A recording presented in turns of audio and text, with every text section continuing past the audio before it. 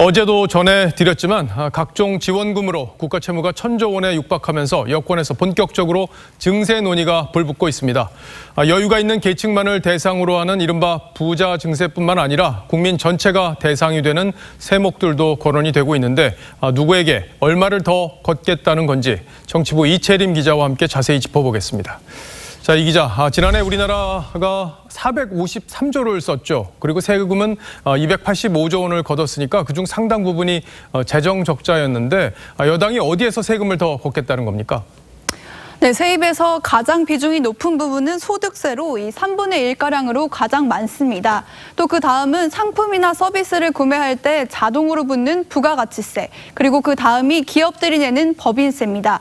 이 세 가지가 전체 세수의 70% 이상을 차지하는데 민주당에선 이 세 항목 모두에 대한 인상론이 나오고 있습니다. 그러니까 이제 소득세, 부가세는 결국 부자 증세와 연결이 되는 거죠?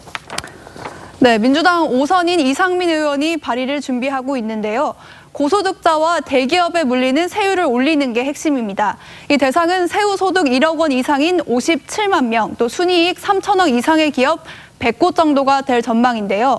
세율을 7.5%포인트씩 올리면 5조 원가량 세금을 더 거둘 수 있다는 겁니다. 그런데 이제 소득세율 최고 구간은 이미 2번이나 올리지 않았습니까?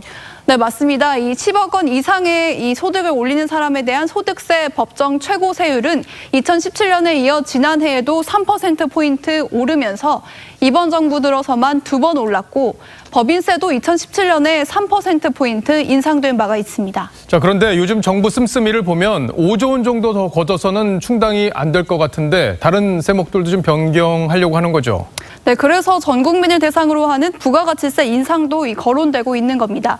부가가치세는 간접세라서 조세 저항은 크지 않겠지만 결과적으로 모든 상품이나 서비스 가격이 오른다는 점에서 서민 증세란 지적이 나올 수밖에 없습니다. 자, 그럼 부가가치세 얼마나 올린다는 겁니까? 네, 부가가치세율은 알고 계시는 것처럼 현재 10%입니다. 그러니까 이 10,000원짜리 물건을 사면 사실 물건 가격은 9,000원 정도고 900원가량의 세금이 숨어 있는 건데 민주당 이원욱 의원은 1에서 2%포인트 인상을 주장하고 있습니다. 그러니까 100원에서 200원 정도를 더 내자는 겁니다. 또 김부겸 전 의원은 이보다 높은 3%포인트 인상을 주장하고 있습니다. 자, 그렇게 된다면 세수가 얼마나 더 늘어나게 됩니까? 네, 1년에 거치는 부가가치세를 한번 따져보면요. 연간 65조 원 정도입니다. 김부겸 전 의원의 주장대로 3%포인트 높여서 부가세율을 13%까지 높인다면 20조 원 정도를 더 거둘 수 있습니다. 하지만 저소득층에게 더 부담이 커지는 역효과가 날 수 있고 또 보편적 복지를 위해 서민들에게 세금을 더 걷는다는 비판이 커질 수 있습니다. 예, 세율 인상 말고도 세목을 신설하는 얘기도 지금 여당에서 거론되고 있죠?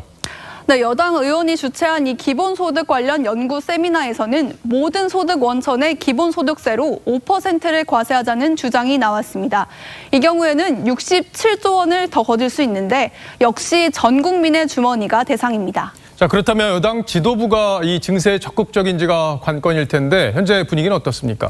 네, 이재명 경기지사는 이 복지를 증세를 통해 늘려가야 한다고 주장한 바가 있습니다.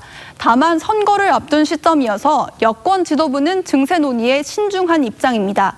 이 전문가들도 세금을 더 걷기보단 정부 지출에서 효율성을 높여야 한다고 주장하고 있습니다.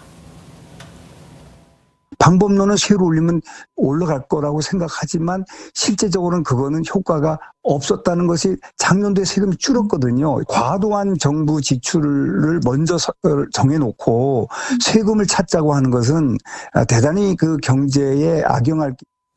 이 세금을 더 걷는 문제는 국민 생활과 직접적으로 연결이 되기 때문에 정부와 여당도 신중하게 결정해야 할 겁니다. 이채림 기자 잘 들었습니다.